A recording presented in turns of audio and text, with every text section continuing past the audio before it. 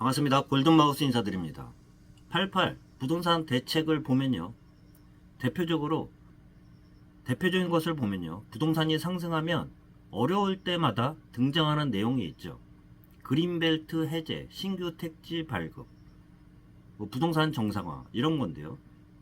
8월 8일 부동산 대책들을 보면 최근 들어서 부동산 가격이 불안정하자 부동산 대책을 발표를 했습니다. 대표적인 게요. 서울 인근 그린벨트 해제를 통해 8만호 이상 신규 택지를 발굴해 충분한 주택이 공급할 수 있도록 하겠습니다. 세부 내용을 보니까 그린벨트 해제 지역은 아직 확정되지 않았습니다.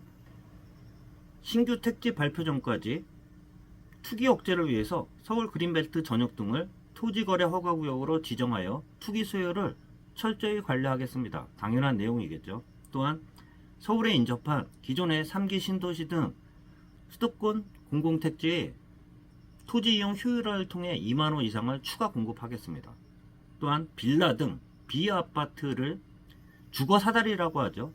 11만호 이상 신규 매입 임대로 신속 공급하여 서울의 경우 비아파트 공급이 정상화될 때까지 무제한 공급하겠습니다. 매입해서 공급하겠다는 거죠.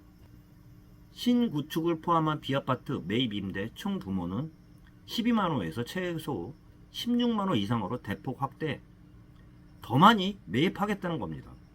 대표적으로 부동산 가격이 꿈틀꿈틀거리면 항상 나오는 내용이 수도권 지역에 그린벨트를 해지를 해서 택지 개발을 한다는 건데요. 그렇기 때문에 서울을 벗어나는 순간 부동산 가격의 상승에서는 멀어진다는 이야기가 있습니다. 서울 지역 같은 경우는 더 이상 공급할 데가 없다 보니까 주변 신도시들로 이동을 하게 되는 건데요. 그렇게 이동을 하면은 그 앞자리 그린벨트를 풀어서 택지 지구를 신규로 해가지고 택지 공급을 하잖아요. 그러다 보니까 서울 이외에 경기도 수도권의 신도시 같은 경우는 먼저 개발된 곳이 완성이 되면은 그 뒤쪽으로 택지 개발이 되는 게 아니라 앞쪽에 그린벨트를 크게 해제를 해서 택지 공급을 하다 보니까 주택 같은 경우는 노후화가 되면서 부동산 가격 상승이 더딜 수밖에 없는데요. 그러다 보니까 서울 떠나면 부동산 가격은 일단 손해라는 말이 있습니다. 얼어 죽어도 서울이라고 하죠.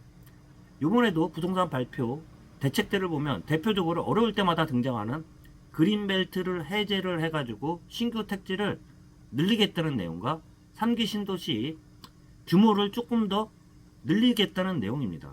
뻔한 내용이긴 하지만 지금 입장에서는 어쩔 수 없는 대책이기도 합니다. 마지막으로 괜한 말이 아닙니다. 뭐로 가도 서울만 가면 된다고 서울을 벗어나는 순간 다시 서울로 입성하는 게 힘든 게 부동산 현실이라는 말씀 마지막으로 드리겠습니다. 골든마우스였습니다.